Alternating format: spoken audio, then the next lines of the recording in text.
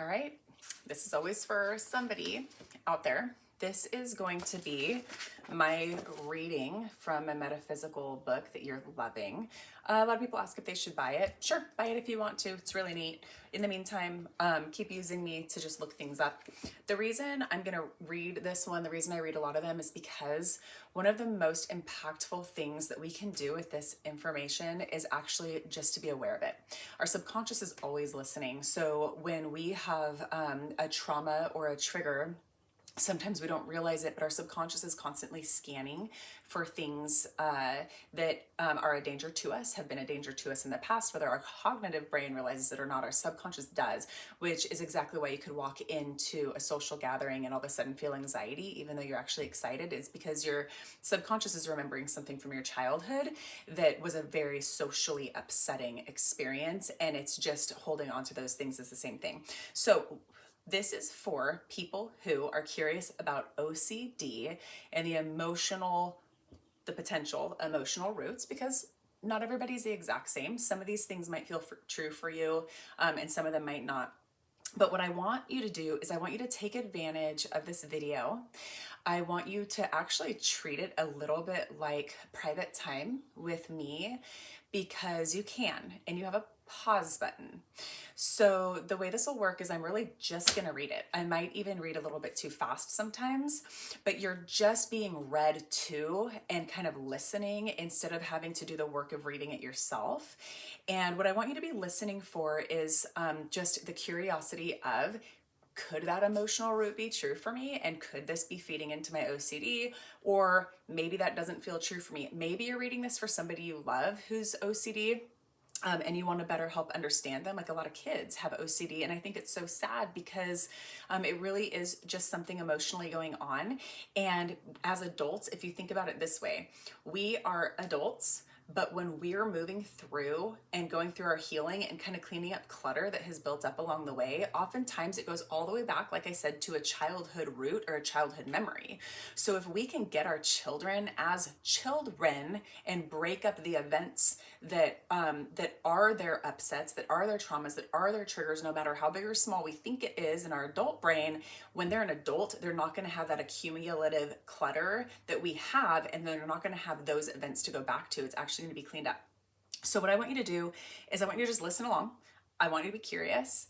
And if you start to feel an emotion rising up, I don't want you to push it away. I don't want you to shove it down. I want you to take it as a free opportunity and a free gift to stop, to hit pause, to maybe write down whatever statement that was, to take some nice clean breaths, and just be curious about whatever that was. Okay, you are not to blame for the trauma or the upsets or the pain or the suffering that you were caused as a child. No matter how wonderful you might feel that your parents are today, or that they did their best, there's still upsets in there, but it is your responsibility to fix it. The good news is you don't have to fix it alone. I'm right here for you. So the pause button is going to come in handy because you're just going to pause me.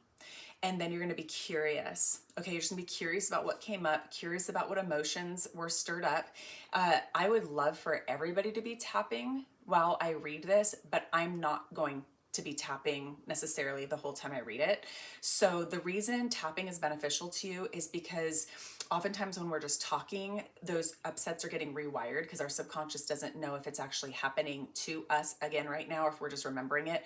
Tapping actually does the work to say, hey, you know what, body? I'm actually right here, right now. I'm perfectly safe in this space. Whatever comes up, whatever you remember, I'm not 6 again. It's not happening right now. Right now, I'm safe. So if you would tap along with this, like a lot of my clients are going to want to, great. Now you're getting a free tapping session too. Okay, so I'm going to go ahead and read through this. Pen and a paper, water. So hit pause on me if you don't have those things. I really want you to be hydrated. I really want you to have a pen and a paper. And I really want you to set a time, like set aside 40 minutes for this. I'm not going to read for 40 minutes, set aside 40 minutes if you can, because anything that comes up, this is an opportunity for you to say, hey, you know what, this came up. I was tender towards it. I felt some emotions, and I'm just going to sit on that one thing. I'm going to breathe. I'm going to tap. I'm going to be curious. I'm going to discover what this is all about. I'm going to be refiling some things safely. And then you can decide if you want to go on, hit play, or maybe come back to it another time. So go ahead. If you're going to be tapping with me, I want you to tap right here. Okay, and let's go ahead and just do the thing that we do and kind of set you up for this work if you're going to be really using this for some work. And I just want you to repeat after me or listen along and just say, even though I have the stress that OCD causes in my life, right here in this space, I am safe. Go ahead and take a cleansing breath in through your nose and blow it out. Even though these repetitive behaviors have me pretty stressed, right here in this space, I give my body permission to just be curious. I'd like you to take another deep cleansing breath in through your nose and blow it out through your mouth.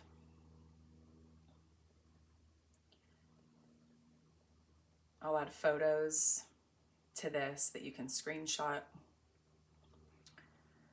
So even though OCD is a big problem for me, and if you're doing this work because you're thinking about someone you love and their OCD affects you, just change my words, okay? This OCD is a problem for me, problem for someone I love. Right here, I'm safe. All right, take a nice cleansing breath in through your nose so you're tapped in. Go ahead and follow along with me. If I stop tapping, please just pick a point and tap on it if you don't know the points.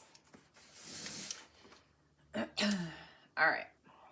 I've never read this one, so this is all new to me too, okay? I like doing it that way. All right. Repetitive behaviors may have given you mental and emotional relief from the stress that was taking place around you and within, right? Maybe it's true, maybe it's not. I would always like you thinking about childhood.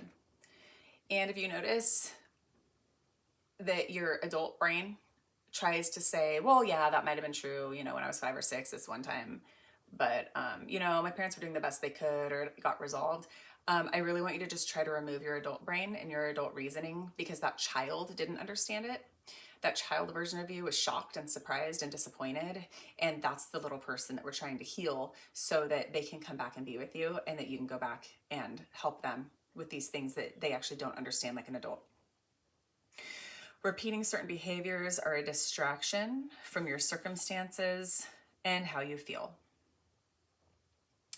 This is where you can hit pause and sit on that one sentence for literally a half hour. Journal it, be curious about it. What does that mean? It means that if you want to write down the behaviors that you repeat and the reason, you could even say, you know what, yeah, like I repeat these behaviors because I want a distraction from blank. I get on Instagram and I scroll and I scroll and I scroll and I do this repetitive behavior to distract myself from life's responsibilities. Doesn't matter what it is, just write it out, okay? Right here. All right. With tapping, we're not telling ourselves to stop the behavior. We're actually doing some pretty deep work back here in the background. The work's getting done just while you consider these things. Right here. When you feel unsafe, threatened, or out of control, you revert to an action or habit that made you feel safe in the past. Right here. Positive if that feels true for you. Spend some time there. You can't rush your personal work. You can't rush your personal work. You can't rush your personal work. But what you can do is fold in tools that are gentle and that reinforce your work and expedite your work. Tapping is my favorite tool for expediting the work, for getting it done quicker by going deeper, okay? This behavior or pattern has become a source of comfort whenever you're stressed or feel out of control. You found a survival pattern within a moment of trauma. You fear letting go of the habit or pattern because it is a reminder that you can cope and survive in stressful circumstances. Isn't that true? We just want to be reminded we can survive and cope when we're stressed. You're stuck in fight or flight mode, as if you need to go somewhere or be actively busy, either mentally or physically, in order to escape your thoughts and emotions. This may be the body's way of trying to complete the flight instinct that was triggered but left unresolved. That's an interesting one for you to come back to, okay? This is often related to ancestral trauma. It begs the question, what could the ancestor not escape?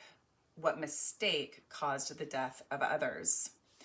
Ancestral stuff is kind of a different topic. Whatever your experience is with it, go ahead and just shape it around that. You have experienced a childhood where mood swings, abuse, and verbal attacks were random and very unpredictable.